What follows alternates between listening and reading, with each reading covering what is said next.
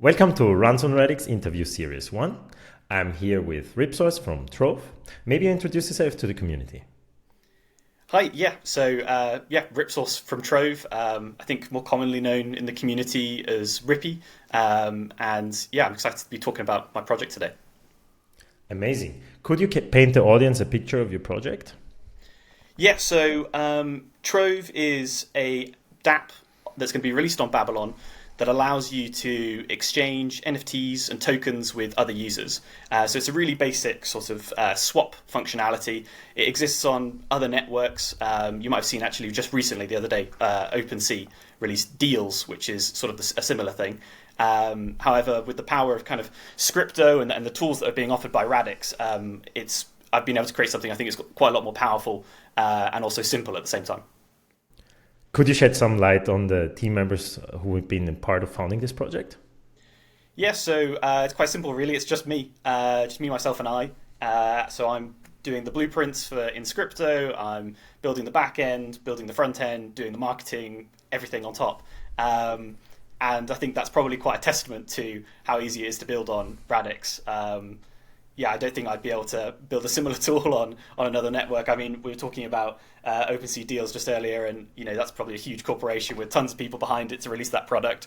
I've been pretty fortunate to be able to learn Scripto over the last few months, and it just became clear that actually for this type of project, the scope of a solo developer who's not particularly got a background in development or programming, it's actually a possible task and something that is achievable.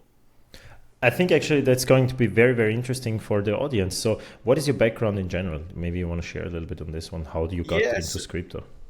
Yeah, absolutely. So I don't think I have a particularly strong background for, that would say like, oh yeah, this guy's going to start building dApps in crypto.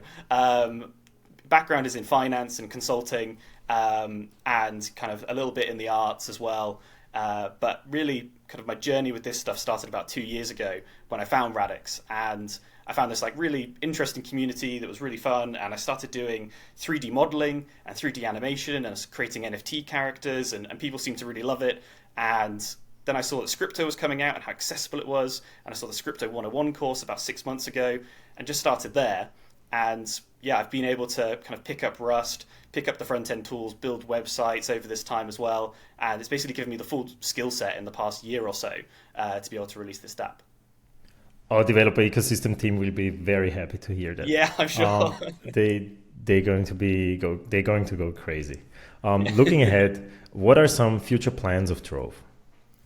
So Trove is like a very simple tool. It's a very simple function, right? You want to swap assets with someone else for assets. It's a very basic thing. It's something that you think intuitively should just be possible and there shouldn't be any complications around it.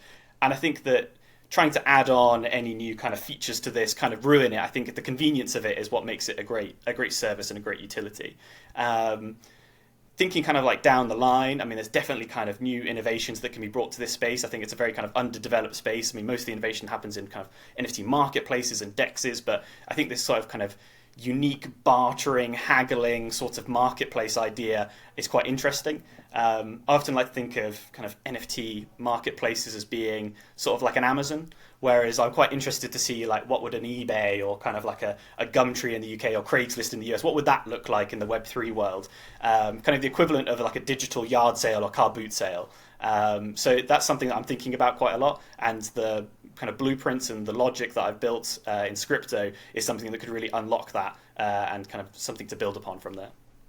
This sounds like really, really good ideas. When are you going to go live? What is your plan right now? So I actually have a demo that I've built on RCnet version 1. So that was up and live, and I was able to share that with a few people to kind of get some early feedback. I've now updated everything to version 0.10 of Scripto, and so just waiting for RCnet version 2 to potentially release a sort of beta out to the public to get kind of early feedback. But the plan is to launch as early as possible in Babylon. So depending on kind of timings of when that happens and kind of like what my schedule's looking like, I'm trying to get it done as quick as possible, basically. And should there be no kind of hiccups or problems along the way, it should be fairly imminent after the launch of Babylon. Very exciting. Before we wrap this up, is there any teas or any insights you want to give to the community? Any teas or insights? No. That's not really. It's also fine. It's also fine. You keep it mysterious. So before we wrap this up, where can the community find you? So you can find me on Telegram. You can find me on Twitter under RipSource. You can find me on Discord probably most actively. I'm like fairly active in the dev community there. Mostly me asking questions to people that know a lot more, and everyone's really friendly. So yeah, feel free to message me, hit me up. Happy to talk about Trove and the product and things like that. Hoping to release more information about it in the future, but I'm open book to talk about it. Perfect. Everybody can find all the links in our description. And thanks for coming in. Thanks for tuning in. See you next time.